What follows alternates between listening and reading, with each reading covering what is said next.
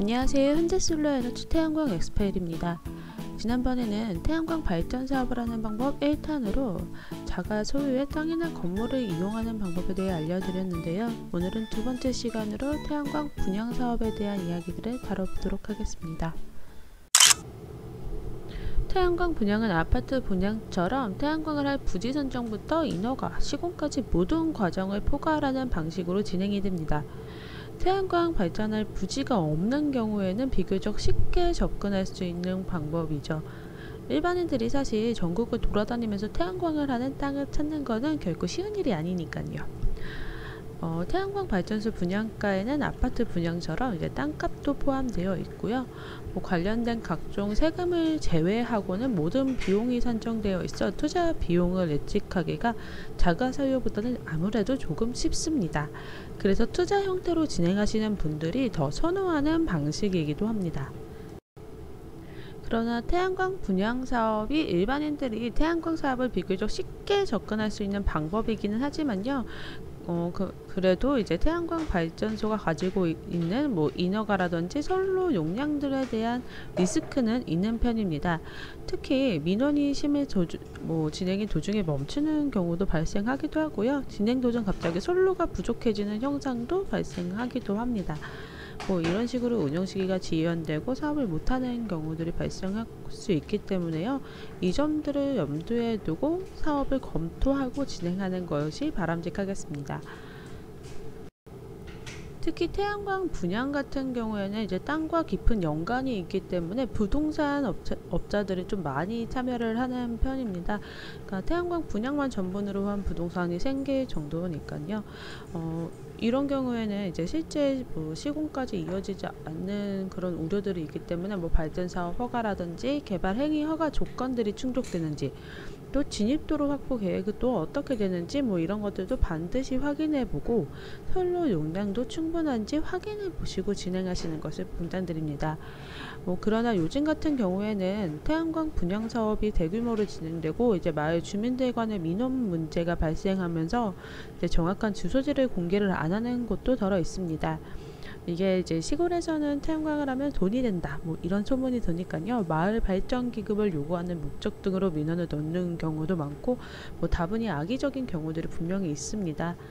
자가 소유인 땅에도 이런 민원들이 발생하는데요. 타인이 들어와서 한다고 하면 더 난리가 나는 경우들이 많습니다.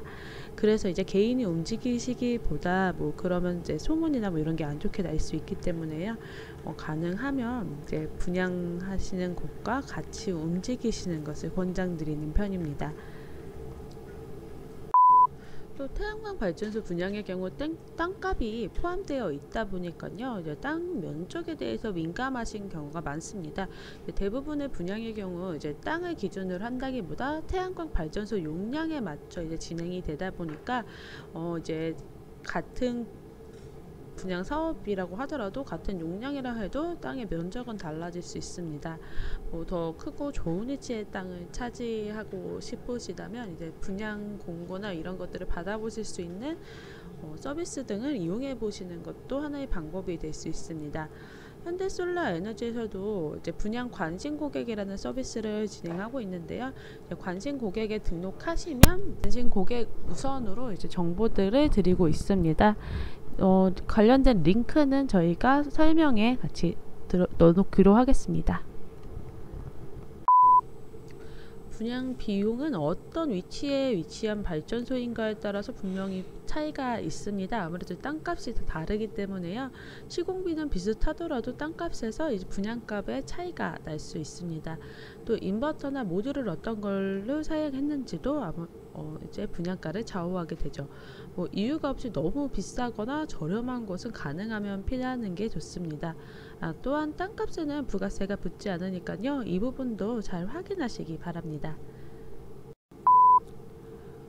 분양 초기만 하더라도 이제 분양과 대출 상품이 연계된 경우들이 있었지만 지금은 이제 금융법이 개정되면서요.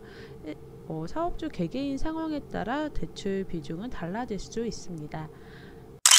분양 사업에 경우에는 이제 모든 과정을 이제 시행사에서 책임지고 진행을 하게 됩니다. 이제 최근에 분양만 전문으로 하는 업체가 생겨났다고 앞서도 설명을 드렸었는데요.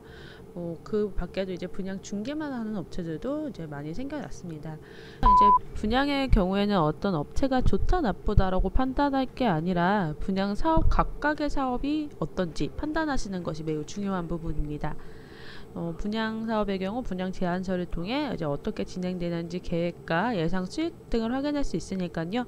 관심 있는 분양 사업이 있으면 분양 제안서를 요청해 검토해 보시는 방법이 좋습니다. 저희 같은 경우에도 이제 분양 사업을 진행하고 있는데요. 분양 공고가 나면은 보통은 이제 한 달 이내에 계약이 완료되는 현상들을 보여주고 있습니다.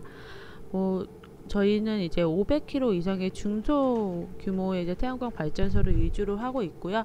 간혹 이제 100kW 단위의 소규모 태양광 발전소도 분양하고 있습니다. 앞서 설명드렸던 이제 분양 관심 고객이라는 제도를 운영하고 있으니까요. 분양 사업에 관심이 있으시다면 등록해 해주시고 이제 분양 사업 공고가 올라올 때마다 받아보시는 것도 좋은 방법일 겁니다. 오늘은 여기까지고요. 영상이 도움이 되셨다면 좋아요, 구독도 꾹 눌러주세요. 다음 주에는 더 유익한 내용으로 찾아뵙겠습니다.